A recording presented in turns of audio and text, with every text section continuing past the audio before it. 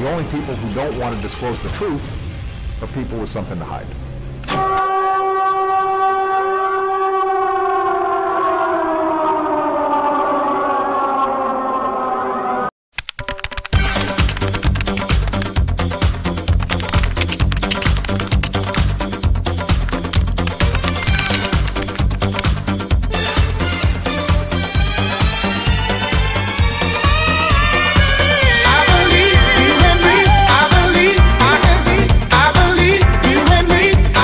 Tax dollars are spent on this type of computer surveillance, a disgusting procedure for a professed free society.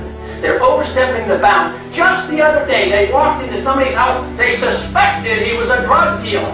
He was using his automatic selector, and then police marched in, and they said it looked like a gun after they killed the man.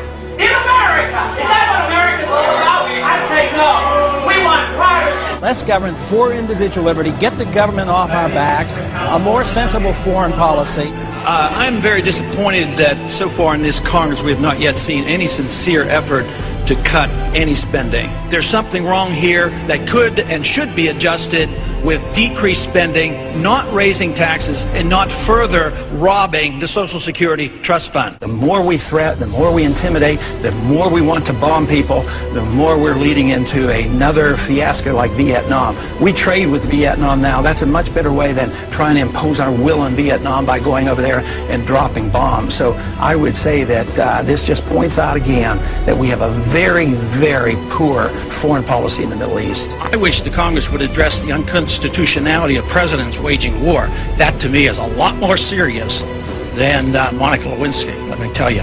The corporations are in bed with the government. Peace and harmony can never be achieved by bombs and intimidation. Mr. Speaker, over the last 3 to 4 years, I've come to the floor on numerous occasions trying to sound a warning about both our foreign policy and our monetary policy. The cause is the Federal Reserve. The cause is the problem is the Federal Reserve has been granted authority that is unconstitutional to go and counterfeit money. And until we recognize that and deal with that, we will continue to have financial problems.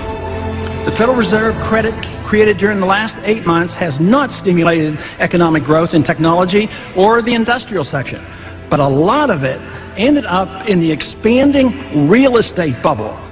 This too will burst, as all bubbles do. During the next decade, the American people will become poorer and less free.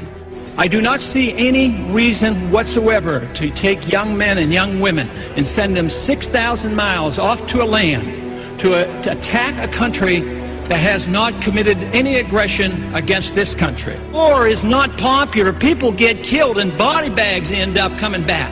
I don't want anybody's legs shot off for some reason that is not justified, and it's not a declared war.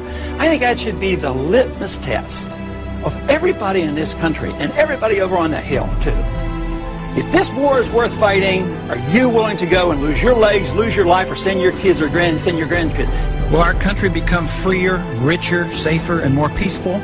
Or will we continue to suffer from lost civil liberties, a stagnant economy, terrorist threats, and an expanding war in the Middle East and Central Asia?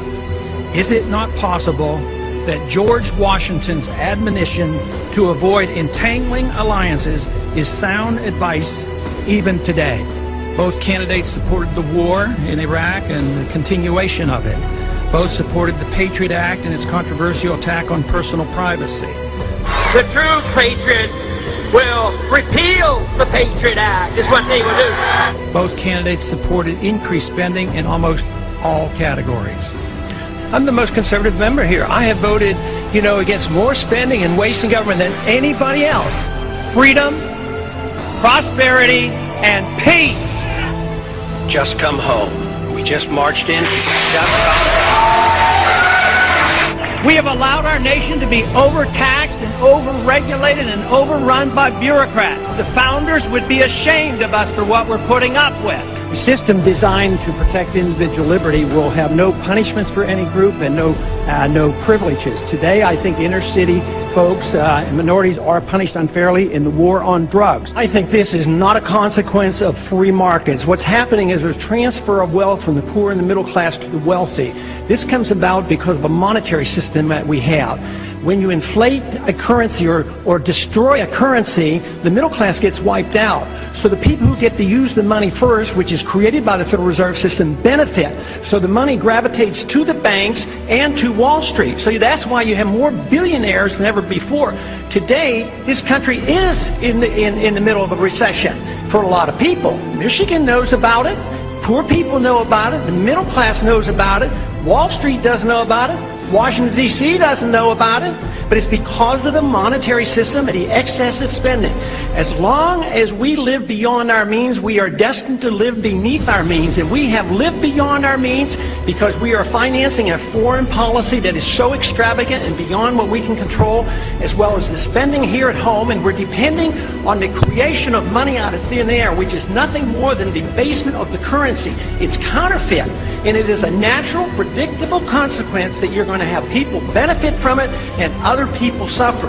So if you want a healthy economy, you have to study monetary theory and figure out why it is that we're suffering. And everybody doesn't suffer equally, or this wouldn't be so bad. It's always the poor people, those on retired incomes, that suffer the most. But the politicians and those who get to use the money first, like the military-industrial complex, they make a lot of money and they benefit from it. It is our job to check up and find what the Federal Reserve has done, audit them, and find out who their buddies are that they're taking care of. It's trillions of dollars we're spending on these wars. President,